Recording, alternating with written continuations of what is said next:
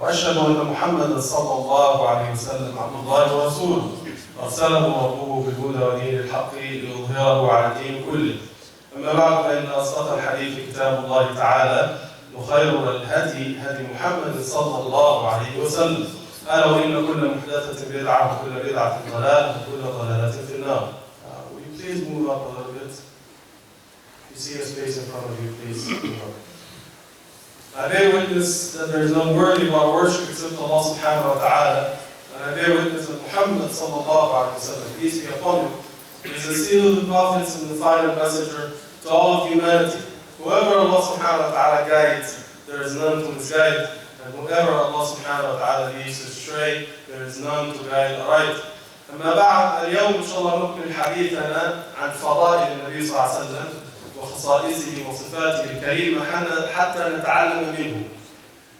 So today inshallah we'll continue our discussion about the birth of the Prophet صلى الله عليه وسلم, the pinnacle of human perfection, the best example for human beings to follow, as Allah subhanahu wa ta'ala says in the Quran. So today inshallah we'll talk about some of his noble qualities, so we can follow his example and learn from him. فمن الذي ما أساء قط ومن الذي له الحسنى فقط محمد خير الورى من عليه الوحي هبط. So the Prophet ﷺ is the best example of perfection. He is a role model for human beings to follow. When we look at the Quran, we see Allah subhanahu wa ta'ala is praising him. Muslims praise him. And even some non-Muslims who are fair-minded, they praise the Prophet ﷺ and they say good things about him. فزكاه الله سبحانه وتعالى في القرآن وزكى صفاته وخصاله وقال إنك وإنك لعلى خلق عظيم. So Allah subhanahu wa ta'ala praised him in the Quran, and Allah subhanahu wa ta'ala says, you are of an honorable and a noble moral example. This is in the Quran. And you will see a lot of Muslims, Sahaba, who were talking highly of the Prophet ﷺ because of his noble qualities.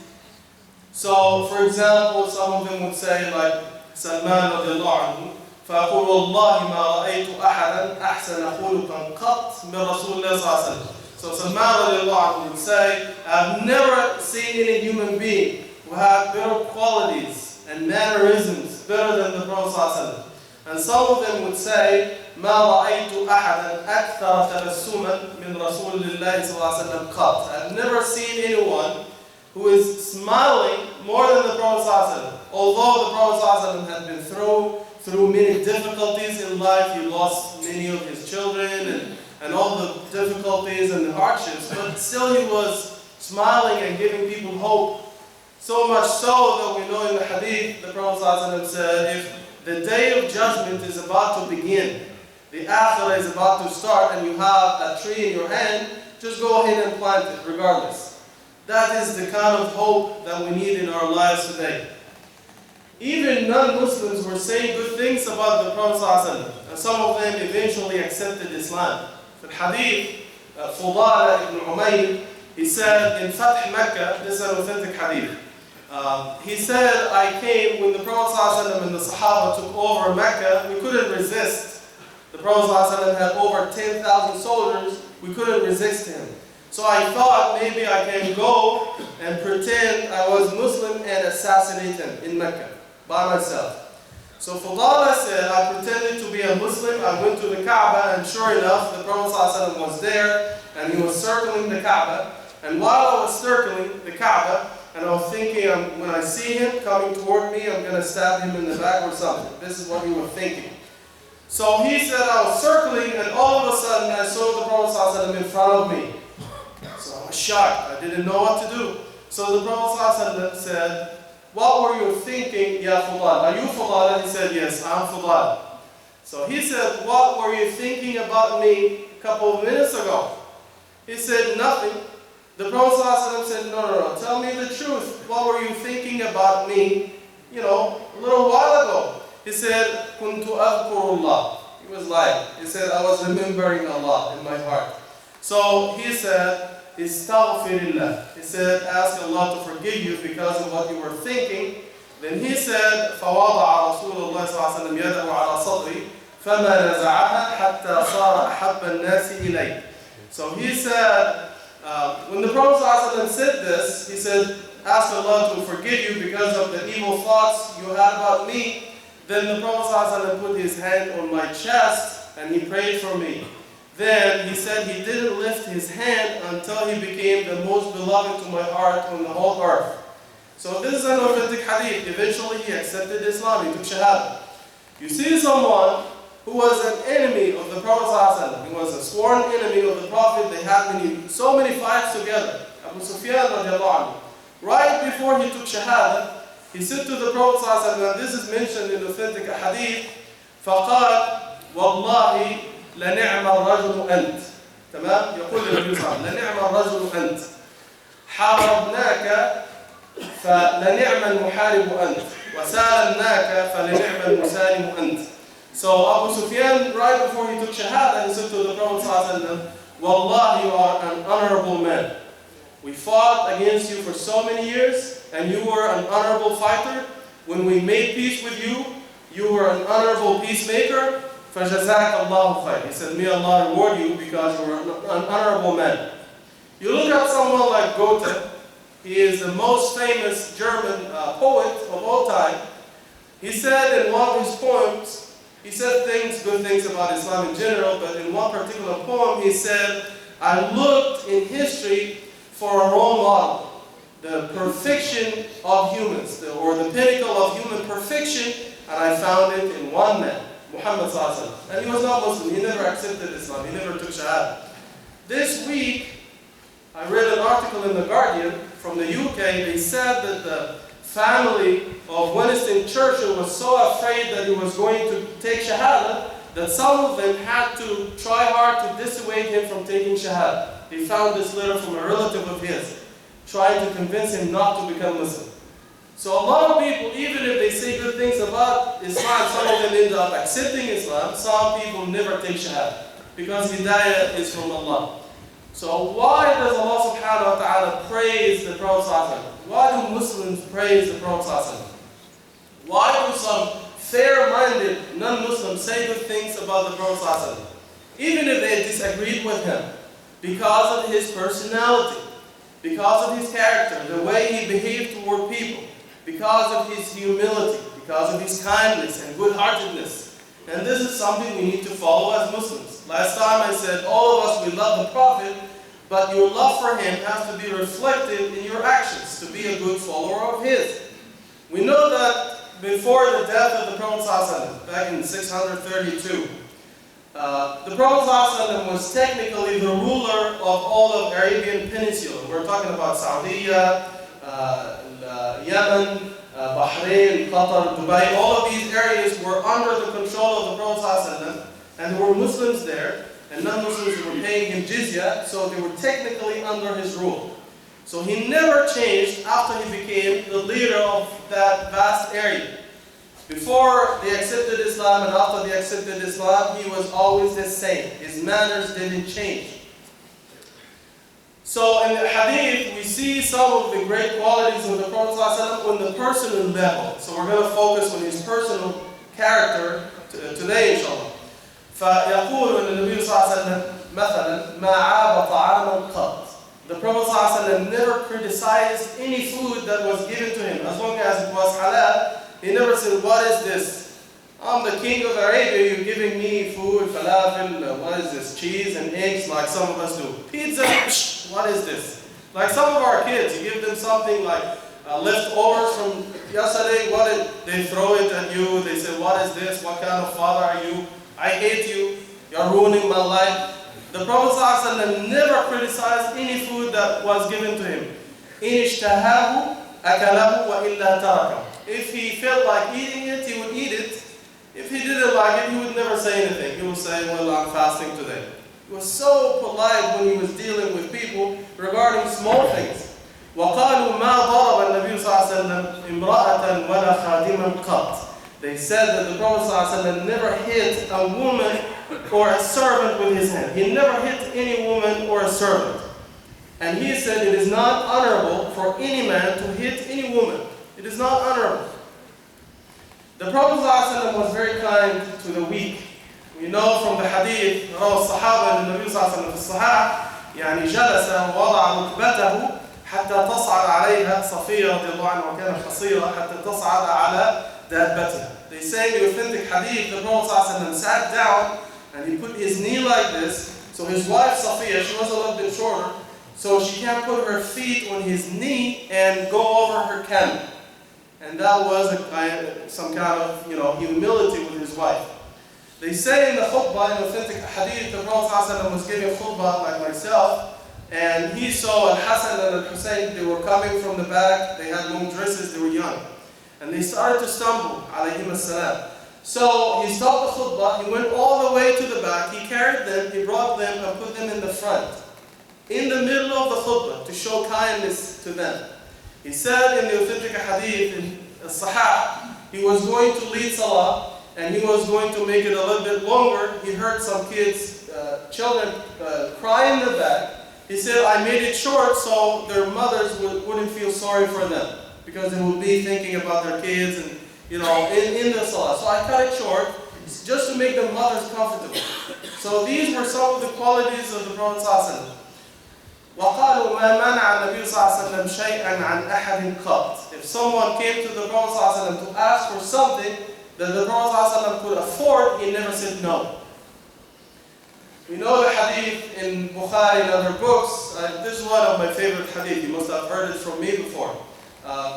يعني صنعت امرأة بردة للنبي صلى الله عليه وسلم. The Prophet صلى الله عليه وسلم didn't have a coat, something presentable to receive delegations in, or for Eid or for Jum'ah. So a woman, جزاها الله خيرا, she weaved something for the Prophet صلى الله عليه وسلم, and she gave it to him as a gift. It looked very nice. أول لبسة. So the Prophet ﷺ put it on the first time. He came to the masjid for Jum'ah or something. The Sahaba saw it. It was very nice on him. So after the Salah, one of the Sahaba came and said, Ya Rasulullah, I like this dress of yours, this coat. MashaAllah, it looks very fantastic. I know this is your first day, but can I have it? I like it. Give it to me. So the Prophet ﷺ said, okay. He took it off and he gave it to him. This is in Bukhari. So after the Prophet ﷺ left coatless, khalas. He gave it to him, khalas, no more coats. So the Sahaba came to this Sahabi and they gave him the look and they said, what's wrong with you? The Prophet ﷺ eventually, Allah gave him a coat, and this is the only one he had, something presentable to receive delegations for Eid and something. Now you take it from him, this is the first time he puts it on. What is this? So he said, Wallahi, I didn't want it for myself. I just wanted it to become my kafan, like shroud. When I die, people will shroud me in it. So, inshallah, I'm going to go to Jannah because of the shafa'ah of the Prophet ﷺ, his coat, because it touched his body. And this is an authentic hadith. So the Prophet ﷺ never said no. If you are able to help someone with your money, with your strength, physical strength, financial strength, with your time, never say no, just like the Prophet ﷺ. One of the good qualities of the Prophet ﷺ, and this is something we need to learn from, is to make people feel good about themselves, right? We know from the authentic hadith in Bukhari and Muslim, the Prophet ﷺ made people always feel good about themselves. In the hadith, في غزوة الخندق, في خيبر. So the Prophet ﷺ said, tomorrow, لأعطين غدا الراية رجلا يحب الله ورسوله وفي رواية يحبه الله ورسوله. So he said, tomorrow I'm going to give this banner to a man who loves Allah and His Prophet, and Allah and His Prophet love him, and he gave it to Ali radiallahu anhu. He gave it to Ali ibn Abi Talib radiallahu anhu. Umar radiallahu anhu came to the Prophet ﷺ and said, Ya Rasulullah, I'm going for Umrah. Is there anything I can do for you? So the Prophet ﷺ said, لا تنسنا من دعائك يا أخي. He said, oh brother, don't forget to make dua for me. So Umar radiallahu anhu said, Wallahi, this is the most beautiful thing I've ever heard from Rasulullah in my life. He's asking me, who am I to make dua for him? But he made me feel good about myself. One time in Bukhari, in other books of hadith, the Prophet ﷺ passed by the masjid and he saw Salim Mawla Abi Hudayfa. Salim, he was a youth. Like the brothers were doing the sleepover, he was about your age. 14, 15, he was reciting Quran, so the Prophet ﷺ came to him and he said, Alhamdulillah alladhi ja'ala fi ummati man huwa mithluk.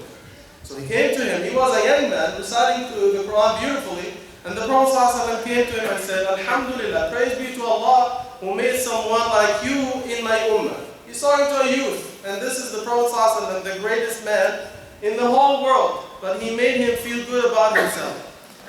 I always remember these stories, and I remember them when I was watching. I'm going to talk to the youth now.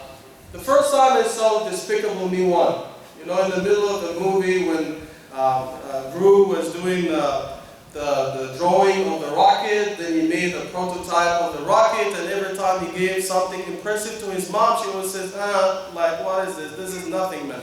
She made him feel terrible about himself, right? So this is something we need to learn from when we deal with our children and our families. Every time they do something good, make me feel good, mashallah, this is good, I'm going to give you a prize, I'm going to give you that. This will improve and encourage them to do better next time, right? But criticizing people and putting them down is no good. This is something the Prophet ﷺ never did. Also, one of the things we can learn from the Prophet ﷺ is he cared about Muslims, all Muslims. Like when the Prophet ﷺ was in Medina, some Muslims were still persecuted in Mecca, he was making dua for them in Salah. He would make qunut and remember and mention their names in the Salah. Oh Allah, protect this person, and he would mention Ayyash and this, and he would mention their names by name in the Salah. The people came to him from one of the tribes, from Mudar. They came to the Prophet ﷺ, al-Hadith in the Sahih Muslim with Sabiqihi. So the Prophet ﷺ received the people of Mudar, they became Muslim, and they were in a very bad shape. They didn't have anything to eat, they didn't have clothes, they didn't have shoes. And في الحديث جاءوه حفاة عراة. They came barefooted and they were scantily dressed. They didn't have anything to cover themselves. فأمر النبي صلى الله عليه وسلم بلالا أن يؤذن للصلاة. فجاء الناس فأمرهم النبي صلى الله عليه وسلم أن يجمعوا لإخوتهم فجمعوا لهم خيرا كثيرا. So when they came to the Prophet صلى الله عليه وسلم in this terrible condition, he told Bilal radiallahu anhu to call for salah, adhan, make adhan. It was not time for salah. But that was a signal for people to come to the masjid. It was not time for salah. So they came, and the Prophet ﷺ said, look at your brothers and sisters. You look at the miserable situation they are in, help them. So they said that the people brought a great or abundant amount of food and clothes for them. Because he felt like they were his brothers and sisters. A couple of days ago, once again, a Muslim country, just one of them, there are so many of them, they tried to break the record of the largest fireworks in human history. $500 million went up in the air. $500 million in what, like in an hour or two? $500 million went up in the air. And this is one city in the Muslim world.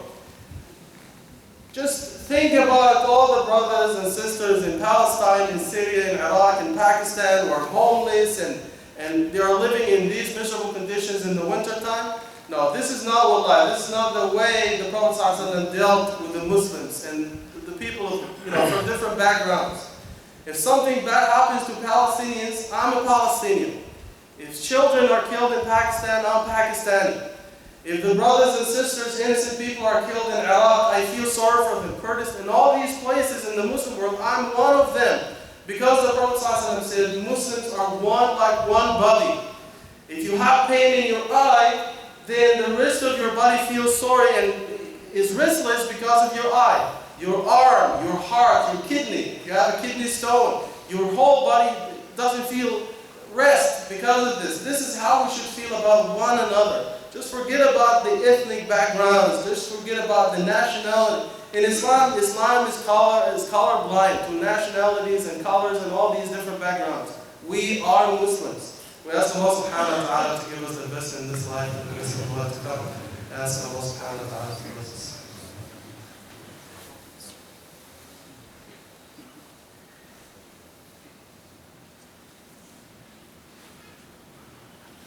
الحمد لله رب العالمين واشهد ان لا اله الا الله وحده لا شريك له واشهد ان محمدا عبده ورسوله ارسله الله رحمه العالمين. Inshallah, in a few minutes left in the khutbah, we're going to talk about how Allah subhanahu wa ta'ala honored the Prophet ﷺ in this life and in Akhirah. We're going to mention three quickly, inshallah, and give a few examples from authentic hadith. So the ulama say, when you look at the Quran, there's something interesting about the Prophet ﷺ. You have to look closely to find it. You will see a lot of prophets making dua in the Quran, and you will see Allah subhanahu wa ta'ala giving the Prophet ﷺ something similar without him even asking for it. يعني الأنبياء كانوا يدعوا لأشياء في القرآن وكان النبي صلى الله عليه وسلم يعطاها دون أن يسألها. يعني مثلا, when you look at the story of Ibrahim عليه السلام in the Quran, he would say in his dua, وَلَا تُخْزِنِي يَوْمَ يُبْعَثُونَ. So Ibrahim عليه السلام would make dua to Allah, oh Allah, don't disgrace me or let me down on the day of resurrection. Then Allah subhanahu wa ta'ala will tell the Prophet sallallahu alaihi wasallam, even without praying, even without making that particular dua, يَوْمَ لَا يُخْزِ اللَّهُ النَّبِيِّ. On the day of judgment, Allah will never let down the Prophet sallallahu alaihi wasallam. He didn't even pray for that dua, but it was granted to him anyway. You will see Ibrahim alayhi salam also, وَاجْعَلْ لِي لِسَانَ صِدْقٍ فِي الْآخِرِينَ. Oh Allah, put my honorable mention among the people. Yani make them say good things about me until the day of judgment. Then Allah subhanahu wa ta'ala, the Prophet sallallahu alaihi wasallam never made this dua in the Quran, but still Allah will say, وَرَفَعْنَا لَكَ ذِكْرَكَ. Then Allah will tell the Prophet sallallahu alaihi wasallam, have we not honored your mention till the day of judgment? Every time they pray in the salah, they will say, Allahumma salli ala Muhammad wa ala ali Muhammad wa barik ala Muhammad. They make dua for the Prophet and his family in the salah. How many times every day? And every time they make adhan, they say, Ashhadu an la ilaha illallah, Ashhadu anna Muhammadan Rasulullah. Every time someone takes shahada, they will say, Ashhadu an la ilaha illallah, Ashhadu anna Muhammadan Rasulullah. So this is the way of honoring the mention of the Prophet sallallahu alaihi wasallam. You look at Musa alayhi salam in the Quran, he said, رَبِّ اشْرَحْ لِي صَدْرِي وَيَسِّرْ لِي أَمْرِي. Then Allah subhanahu wa ta'ala will tell the Prophet sallallahu alaihi wasallam, أَلَمْ نَشْرَحْ لَكَ صَدْرَكَ وَضَعْنَا عَنْكَ وِزْرَكَ الَّذِي أَنْقَضَ ظَهْرَكَ. You will see Musa alayhi salam making dua in the Quran, oh Allah, open my heart and make my task easy for me. Then Allah subhanahu wa ta'ala will tell the Prophet sallallahu alaihi wasallam in the Quran, have we not opened your heart and made your burden light for you? It's just the same dua that Musa alayhi salam made, but the Prophet sallallahu alaihi wasallam was given the answer even without asking for it. Another way of honoring the Prophet sallallahu alaihi wasallam, giving him maqam al-shafa'ah. And they say the Prophet sallallahu alaihi wasallam would have this privilege of intercession on the day of judgment on different occasions. One of them is shafa'at al-udma. The people will be standing for 50,000 years. During the day of al-qiyamah, then the Prophet sallallahu alaihi wasallam, we know the hadith in Bukhari and other books that people will be going to different prophets, and every one of them will shrink from this responsibility, and he will say, go to this prophet. The next prophet will say, go to the next one. Eventually they will go to the Prophet ﷺ and he will make dua and shafa'ah will be granted to him. The Prophet ﷺ will make another shafa'ah, so Muslims will go to Jannah. In Sahih Muslim, the Prophet ﷺ will go and knock at the door of Jannah, so the keeper of the gate would say, who are you? He said, I'm Muhammad. So he will say, Bika umirtu fala aftahu li ahadin qablak. He said, I've been commanded not to open the gates of Jannah for anyone before you. Then the Prophet ﷺ will make shafa'ah for some Muslims who deserve to go to Jahannam so they don't go. And this is in Bukhari and Muslim. And this is one way of honoring the Prophet ﷺ. Then the Prophet ﷺ will make another shafa'ah, just like in Bukhari and Muslim, for some Muslims who are in Jahannam so they will come out. All these different occasions for shafa'ah. Also, the last way for today, for honoring the Prophet ﷺ, أنه سيكون أكثر تابعا يوم القيامة. In the hadith in Bukhari and Muslim, the Prophet ﷺ says, I will have the largest following on the day of judgment. He said, عرضت علي الجنة. النبي صلى الله عليه وسلم في البخاري ومسلم يقول فرأيت النبي يأتي ومعه الرهط، يعني مجموعة قليلة من الناس. ورأيت النبي ومعه الرجل، ورأيت النبي ومعه الرجلين. ثم رأيت أمة عظيمة تملأ الأفق أو تسد الأفق فقلت من هؤلاء يا جبريل فقال هذه أمتك. So in this authentic hadith in Bukhari and Muslim, the Prophet ﷺ said, Jannah was presented to me, paradise was presented to me. Then I saw a prophet coming with a few people with him. I saw a prophet with two people with him. Only two people followed that prophet. And I saw a prophet with one person with him. وَرَأَيْتُ نَبِيًّا لَيْسَ مَعَهُ أَحَدٍ. And I saw some prophets coming with no one with them. They were coming by themselves. Nobody basically accepted them, or believed in them. Then, at the end of the hadith, he said, I saw a huge number of people that are like in the billions, they are blocking the horizon. You can't see because they're blocking the horizon. I said, oh Jibreel, who are these people? Who is this ummah? So فيقول Jibreel alayhi salam said, this is your ummah. We ask Allah subhanahu wa ta'ala to make us among them on the day of judgment. ونسأل الله سبحانه وتعالى أن يحشرنا تحت لواء النبي صلى الله عليه وسلم وأن يرزقنا شفاعته وأن يسقنا من حوضه. اللهم احشرنا معه رب العالمين واسكننا الفردوس الأعلى معه ومع آل البيت ومع النبيين والصديقين والشهداء والصالحين والصحابة الكرام. وأسأل الله سبحانه وتعالى to give us the shafa'a, the intercession of the Prophet صلى الله عليه وسلم, and to help us follow his example and to follow his qualities. And we ask Allah subhanahu wa ta'ala to gather us together with him in Jannah, with Ahl al-Bayt, with the Sahaba Kiram, Abu Bakr and Umar and Uthman and Ali, and the great Sahaba, the Ashra and the Shareen in Jannah, and the great Muslims of all time. And we ask Allah subhanahu wa ta'ala to forgive our sins and accept our good deeds and give us the best in this life and the best in the life to come.